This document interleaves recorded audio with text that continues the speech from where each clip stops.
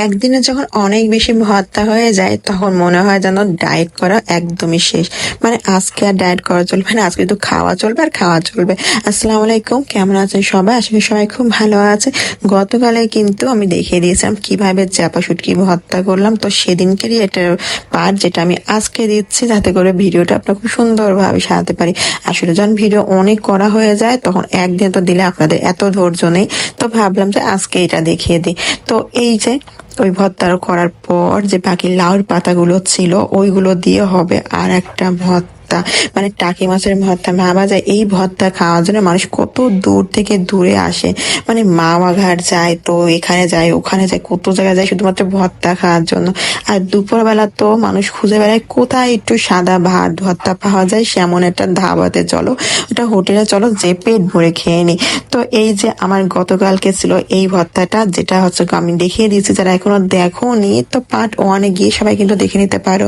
আর এই ভর্তাটা কিন্তু অসাধারণ ছিল, বললাম না প্লেটে যখন সব একসাথে ভর্তা থাকে তখন কোনটা ছেড়ে কোনটা খাও, মানে তখন আর মনে হয় না যে একটু কম খাই, মানে আরো একটু বেশি বেশি করে খেয়ে নি, তাই না? তো এই দিকে তো লাউয়ের পাতা দিয়ে ডালও হয়ে গেল, সাথে এইটা দিয়ে টাকি মাছের মাথা দিয়ে একটা টমেটো টক করা হবে। এটা কিন্তু খেতে ভীষণ মজা, ব্যাস হাতে মাখাও আর বসায় দাও।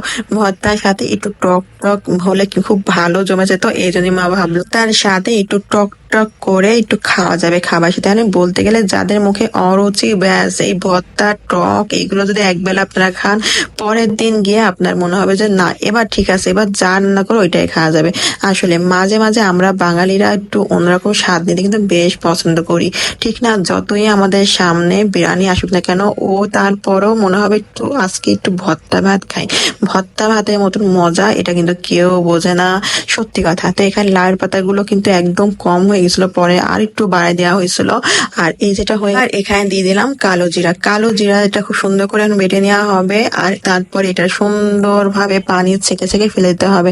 আর তার ভিতরে দেন কত পানি বের হয়ে গেল না, ব্যাস ওই পানিটা দিয়ে কালো জিরাটা খুব সুন্দরভাবে মানে বেটে নিতে হবে আগেই। আর কালো জিরার ভর্তা তো আসলে এমনিতে অনেক বেশি মজা হয়, আর এটা কিন্তু আমি বাটতেছিলাম না, মা বাটতেছিল, যার কারণে তো আস্তে আস্তে করে। তো এই দিকে প্রথমে লাউয়ের পাতাগুলো খুব সুন্দরভাবে পাটায় বেটে নেওয়া হবে, তারপরে এই মাছের কাঁটাগুলো ছাড়ায় ছাড়ায়, এত বেশি গরম তো মানে আস্তে আস্তে না করলে আবার গরমে হাত পুড়ে যাবে, তারপর কাঁটাও বাসা হবে না। আর এদিকে টাকি মাছের কাঁটা তো সেই রকম ধার, মানে একটু যদি ফুটে তো অবস্থা খারাপ। তো এখানে নিলাম পেঁয়াজ আর হচ্ছে কাঁচামরিচ সিদ্ধ, সবই সিদ্ধ, আর একটু রসুন, তো সবকিছু দিয়ে খুব সুন্দর ভাবে এটা বেটে একদম মিহি মিহি করে বেটে, কিন্তু এটা আর একটা কাজ রয়েছে, মানে এগুলো যারা খায় তারা একটু দেখে বুঝেই ফেলতেছে মানে ভর্তাটা কেমন হতে যাচ্ছে, আর যারা খাননি তারা দেখে অবশ্যই শিখে নেবেন, খুবই মজা, খেয়ে অবশ্যই কিন্তু একবার দেখবেন।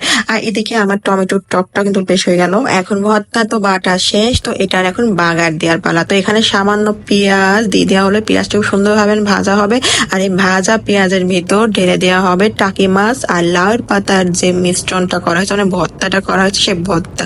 ব্যাস এইটা দিয়ে এখন নাড়ো নাড়ো নাড়ো, নেড়তে নেড়তে মানে একদম ছোট্ট হয়ে যাবে, তখন এটা হয়ে যাবে, আর তার সাথে হয়ে যাবে গরম ভাত। তো এই যে হয়ে গেল ভর্তা একদম রেডি, ব্যাস খাওয়ার জন্য একদম রেডি।